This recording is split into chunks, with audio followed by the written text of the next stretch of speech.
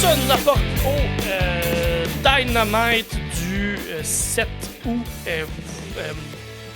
Ça a commencé avec un gros match. Je pense que c'est mon match de la semaine, mon match peut-être du mois. Ça a été MJF contre la semaine, moi aussi, ouais. Kyle Fletcher. Gros, vraiment là, un très bon match.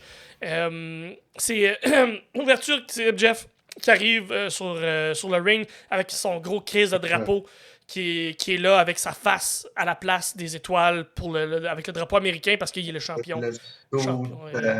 US title. Là.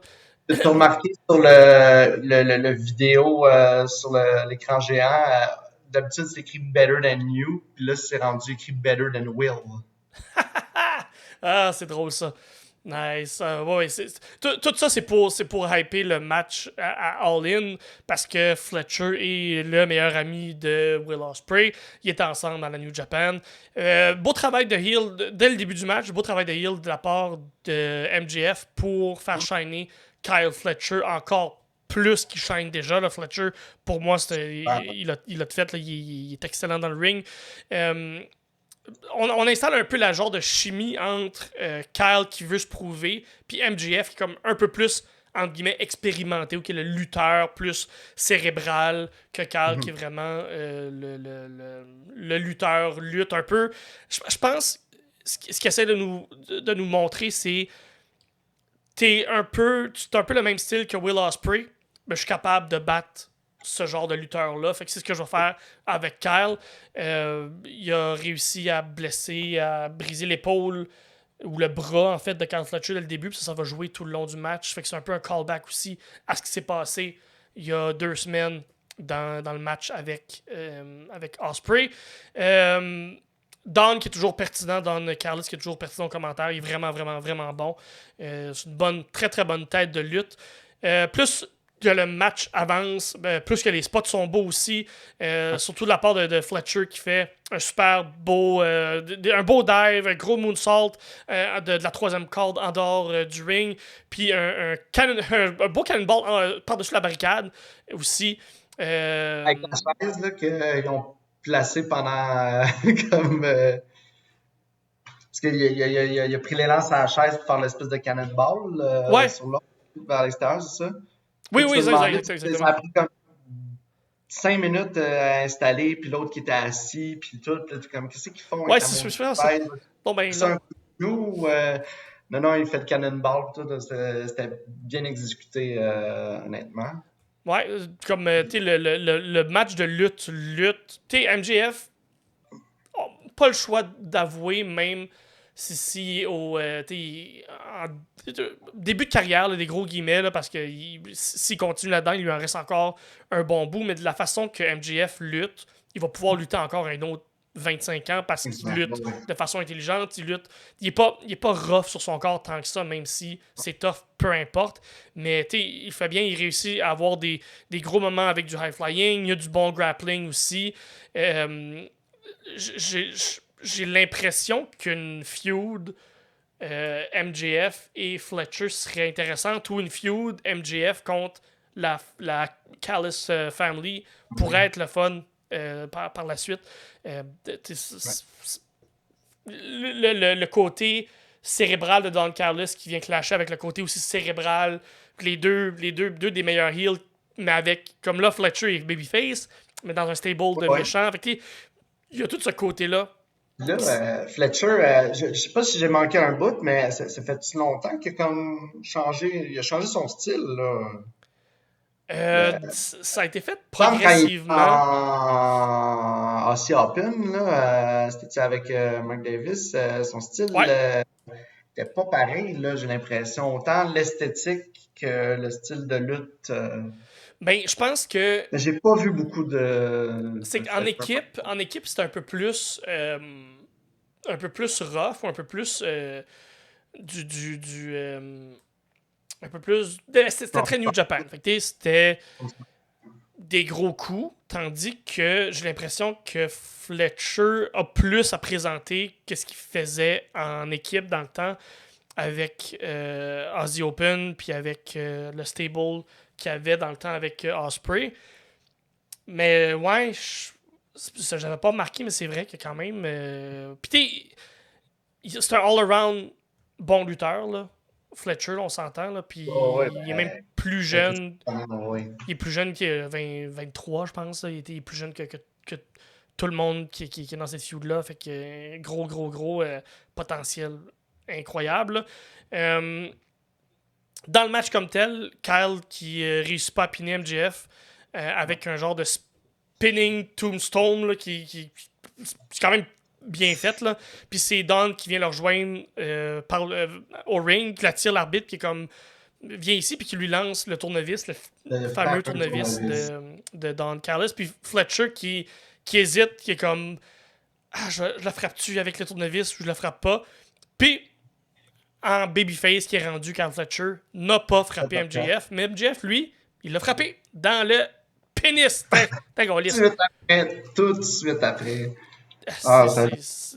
MJF, je pense qu'il n'a pas gagné clean depuis les 10 dernières années, MJF. Ça n'a pas de bon sens, mais ça fonctionne tellement dans sa gimmick. Puis ça m'a tellement fait rire parce que là, MJF gagne le match.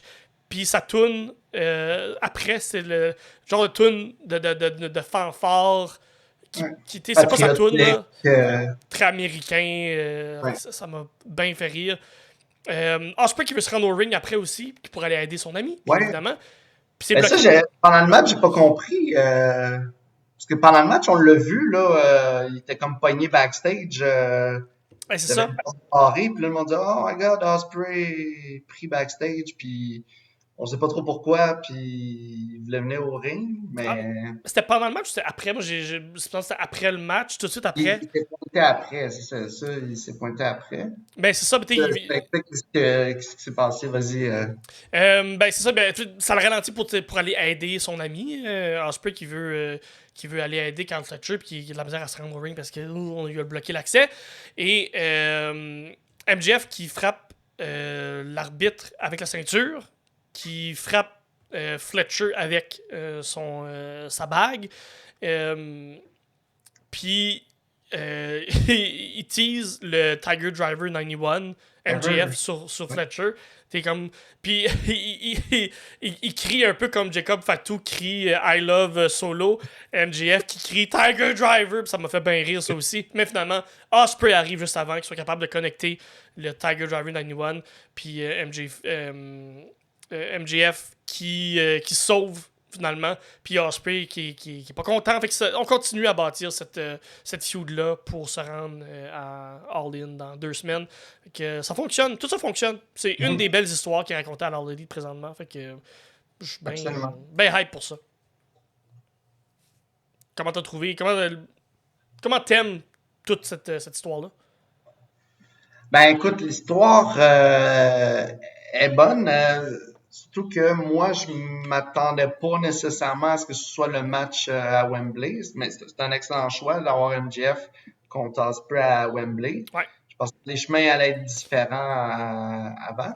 Ouais. Mais toute l'idée d'avoir le heat sur MJF, qui gagne la ceinture, qui change le nom, qui fait l'espèce de personnage en over the top heel patriotique. Non, c'est de l'excellent travail. Pendant le match, un bout qui me fait rire. Puis moi, ça me fait toujours rire quand les lutteurs vont shoot un peu avec la foule. Puis quand MJF est juste en dedans, casquette un monsieur. Oui! Ouais, c'est drôle ça. Ça me fait rire à chaque fois. Ouais. Là, c'est de l'excellent work. MJF, il se le permet. Son personnage permet ça. Là, à chaque fois, dans son entrée, il lance sa gomme dans la foule. Puis comme il s'en calisse, là. C'est parfait. Là. Ouais. Ben écoute, on risque de s'enligner vers un gros win du local à Wembley. Je pense ils veulent qu'Ospreay gagne une ceinture là-bas. Puis ça va être la grosse belt, ça va être une autre. Puis le pop local, c'est sûr. D'une bonne histoire à une autre bonne histoire. Puis un match que je suis hype de voir à Wembley, c'est Mariami contre Tony. Après le squash de Mariami sur Viva Van, que je ne connaissais pas du tout, mais a utilisé le coup de cul dans le coin et le Storm Zero, et son finisher à elle aussi au travers de ça, pour complètement déconcrisser Viva Van. Après le match, Mariamé reçoit un cadeau de la part de Tony. Puis c'est une photo des deux entrelacés qui ont de l'air bien. Et à l'arrière de cette peinture-là, de cette photo-là, c'est écrit « Die, Maria, die ». Fait que encore des menaces de mort dans la lutte. Vive les menaces de mort. Puis moi, ce que j'ai vraiment... J'aime ça, cette feud-là. Je suis hype pour le match. Mais il faudrait que le pay-per-view soit hier. C'est ça. Parce que c'est très bon que tu dis ça, parce que moi, je vais dire comme la foule disait pendant que ils essayaient de se pogner, mais que la sécurité puis tout ça, tout le monde les arrêtait, là.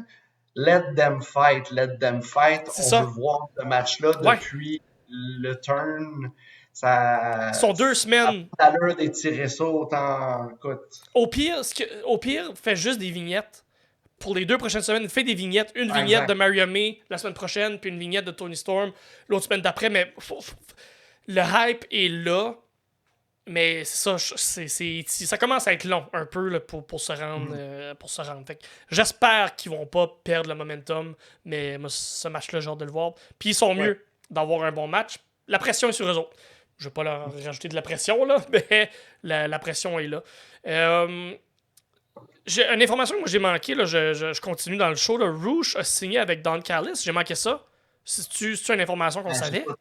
J'ai pas tout compris non plus. Là. J'ai l'impression que les membres de la Callis Family changent à tous les semaines. Parfait, excellent. Excellent parce que c'était un 3 contre 3 Rouge, Beast Mortos, Roderick Strong contre FTR et Orange Cassidy. Le match comme tel, très bon, mais juste pour les 5 dernières minutes, c'est un feu roulant. Juste pour ça, ça vaut vraiment, vraiment, vraiment, vraiment la peine. Mortos qui est toujours aussi impressionnant, ça n'a pas de bon sens. Un gros monsieur avec un gros crise de masque de mouton. Incroyable. Il fait des affaires avec sa shape et il devrait pas être capable. Ça n'a pas de bon sens. C'est comme le genre de move qu'Orange Cassidy fait quand il comme, tourne alentour du lutteur puis il finit en DDT. Il a tourné comme 8 fois alentour de Beast Mortos. Là, c'est Mortos qui fait tourner. Là. On ne cachera pas dans la lutte que ce move-là, c'est la personne qui le reçoit un peu comme un Canadian Destroyer. C'est la personne qui le reçoit qui fait le travail. C'est comme tourné 1000 fois alentour. C'était super, super, super beau. Fait que je trouve ça un peu, encore une fois, pour quelque chose qui est un peu à l'image de Storm et Maria May. C'est le temps là que Orange Cassidy, s'il est pour tourner, faut qu'il tourne. Je sais pas si c'est parce qu'il était supposé avoir une feud avec Trent, puis là Trent a eu une opération au cou.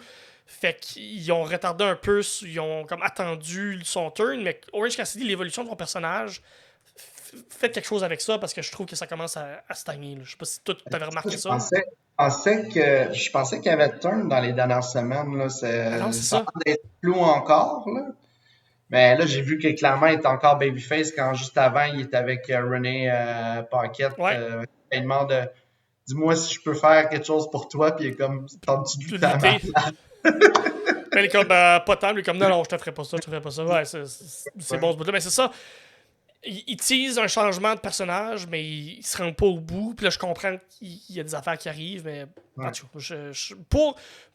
pour le match comme tel, le 3 contre 3, allez voir les 5 dernières minutes, ça vaut vraiment, vraiment, vraiment la peine.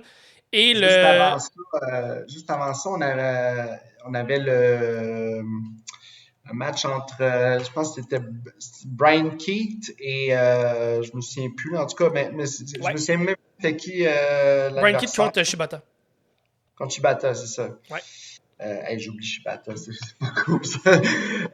Mais je voulais juste revenir sur un commentaire très drôle au commentaire, parce qu'il y avait Big Bill et Chris Jericho qui étaient au commentaire dans leur désillusion habituelle. Et là, maintenant, t'as juste Big Bill qui dit 109 jours comme champion. I mean, 100 days is something, but man, 109 is next level. C'est bon ça. C'est drôle. J'avais pas pogné ce commentaire-là. C'est quand même drôle. Ça fait beaucoup rire. Ouais, Brian Keith, moi, que j'aime de plus en plus comme lutteur aussi. Fait que, ouais, Shibata qui ne donne jamais de mauvais match. Ça vaut la peine d'aller voir. Sinon, le main event, non, c'était pas le main event, c'était juste un match. Ouais, le main event, le match main event qui apporte après ça un segment, là, c'était Bryan Danielson contre Jeff Jarrett. Anything Goes match que j'ai pas trippé. Je sais que ce match-là, c'est un match gimmick. C'est fait pour ça. C'est fait pour avoir plein d'affaires. Mais j'ai de la misère à embarquer. Je sais pas si c'est peut-être parce que il n'y a pas d'histoire qui est accrochée à ça. Je sais qu'il y a l'histoire avec Jeff Jarrett qui encourage Danielson, qui ça l'aide à gagner le tournoi, le Kevin Owen Hart Tournament et tout ça. Mais Jeff Jarrett qui est face, mais qui est heel, mais qui est face, mais qui est heel. J'ai pas accroché, puis j'ai pas nécessairement aimé le match comme tel. Steamboat qui est là, mais qui finalement il est plus là, on l'oublie. Il est là au début, il est là à la fin, il est comme pas présent, il n'y a pas eu d'impact dans le match comme tel. Puis je sais que live, c'est peut-être plus le fun parce qu'il y a eu des chants de This is Awesome. Mais je pense que toi, tu as une opinion différente. Moi, je vais te dire honnêtement, ce match-là, la vérité, là, c'est que c'était un trip pour les deux lutteurs qui étaient dedans. Ok, ouais. Jarrett avait le goût de se battre contre Danielson. Okay. Danielson avait le goût de faire un match contre Jarrett. Puis Jarrett avait le goût d'avoir ce type de match-là où genre, il peut se relayer sur des spots, se promener dans la foule, faire des affaires qu'à son âge, il ne devrait pas faire. Plutôt que de se concentrer sur un match technique contre Danielson. Je crois vraiment que c'était juste un trip des deux lutteurs d'avoir ça. Et dans cette optique-là, je trouve que ça a été bien réussi. OK, OK. Avec ça, je suis d'accord. Mais leur trip m'en fout, mais c'est ça. Bryan Danielson, là, il a un bucket list depuis un petit peu. Oh oui. Il check. Qu'il y avait ça. Là aussi, Jarrett, c'est pas encore confirmé, mais il semble builder vers un match contre Hangman Page, peut-être. Ouais, peut-être. Ouais. Je sais que là, il y a un match entre Hangman Page et Jay Lethal à Dynamite la semaine prochaine qui est annoncé. Ah, ça va être bon, ça. Il risque de peut-être faire ça comme match à Wembley, les deux cowboys. Ouais. Ouais. Ah, ok, ça peut être cool, ça. Ça peut être cool. Après ça, Swerve. Après le match, c'est Swerve qui arrive parce qu'il faut pousser la vraie feud qui se passe entre Danielson et Swerve. Swerve qui est rendu heel. J'ai pas compris. Parce que faut cette chimie-là dans le match, je comprends.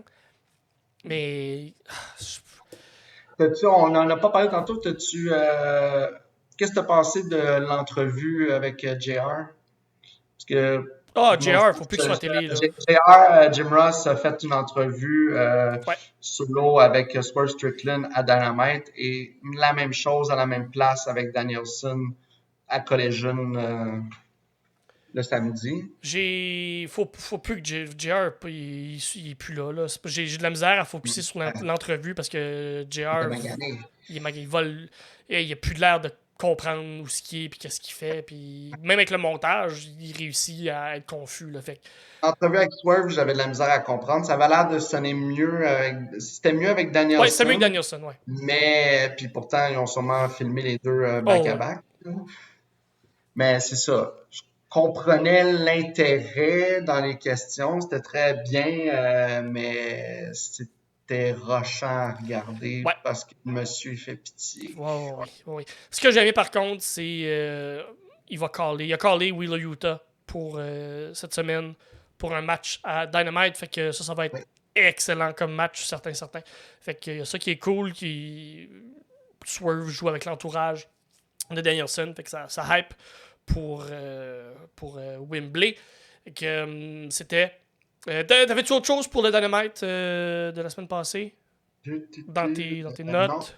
Non, ben on va en parler quand on va parler de Collision, mais c'est pendant Dynamite que Christian Cage a annoncé que à Collision, il va y avoir un number one contenders match pour le trio Championship.